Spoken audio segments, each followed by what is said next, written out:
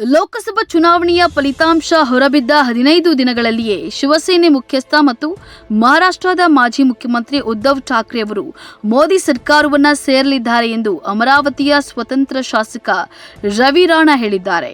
ಮೋದಿ ಅವರು ಮತ್ತೆ ಪ್ರಧಾನಿಯಾದ 15 ದಿನಗಳ ನಂತರ ಉದ್ಧವ್ ಠಾಕ್ರೆ ಮೋದಿ ಸರ್ಕಾರದಲ್ಲಿ ಕಾಣಿಸಿಕೊಳ್ತಾರೆ ಎಂದು ನಾನು ವಿಶ್ವಾಸದಿಂದ ಹೇಳಬಲ್ಲೆ.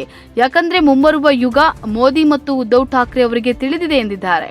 ಇನ್ನು ಜೂನ್ 4ರಂದು ಶಿವಸೇನೆ, ಕಾಂಗ್ರೆಸ್ ಮತ್ತು ಶರದ್ ಪವಾರ್ ನೇತೃತ್ವದ ಎನ್ಸಿಪಿ ಒಳಗೊಂಡಿರುವ ವಿರೋಧ ಪಕ್ಷದ ಮಹಾವಿಕಾಸ್ ಅಘಾಡಿ ನಾಯಕರು ರಕ್ತದೊತ್ತಡದ ಔಷಧಗಳು ಮತ್ತು ವೈದ್ಯರನ್ನ ತಮ್ಮೊಂದಿಗೆ ಇಟ್ಟುಕೊಳ್ಳಬೇಕು ಎಂದು ರವಿ ರಾಣಾ ಲೇವಡಿಯನ್ನ ಮಾಡಿದ್ದಾರೆ. ಅಮರಾವತಿಯ ಹಾಲಿ ಸಂಸದ ರವಿ ರಾಣಾ ಅವರ ಪತ್ನಿ ನವನೀತ್ ರಾಣಾ ಅವರು ಆಡಳಿತಾರೂಢ ಬಿಜೆಪಿ ಟಿಕೆಟ್ನಲ್ಲಿ ಲೋಕಸಭಾ ಚುನಾವಣೆಯಲ್ಲಿ ಸ್ಪರ್ಧೆಯನ್ನ ಮಾಡಿದ್ರು.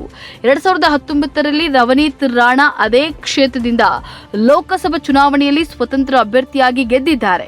ಅಮರಾವತಿ ಲೋಕಸಭಾ ಕ್ಷೇತ್ರದಲ್ಲಿ ತಮ್ಮ ಪತ್ನಿ ನವನೀತ್ ರಾಣಾ 2 ಲಕ್ಷಕ್ಕೂ ಹೆಚ್ಚು ಮತಗಳ ಅಂತರದಿಂದ ಗೆಲುವನ್ನ ಸಾಧಿಸಲಿದ್ದಾರೆ ಅಂತ ಹೇಳಿ ವಿಶ್ವಾಸವನ್ನು ವ್ಯಕ್ತಪಡಿಸಿರುವ ರಾಣಾ, ಸಮಾಜದ ಎಲ್ಲಾ ವರ್ಗದವರು ಹೆಚ್ಚಿನ ಸಂಖ್ಯೆಯಲ್ಲಿ ಮತ ಹಾಕಿರುವುದಾಗಿ, ನವನೀತ್ ಮತ್ತೆ ಸಂಸದರಾಗಲಿದ್ದಾರೆ ಅಂತ ಹೇಳಿ ಭವಿಷ್ಯವನ್ನ ನುಡಿದಿದ್ದಾರೆ.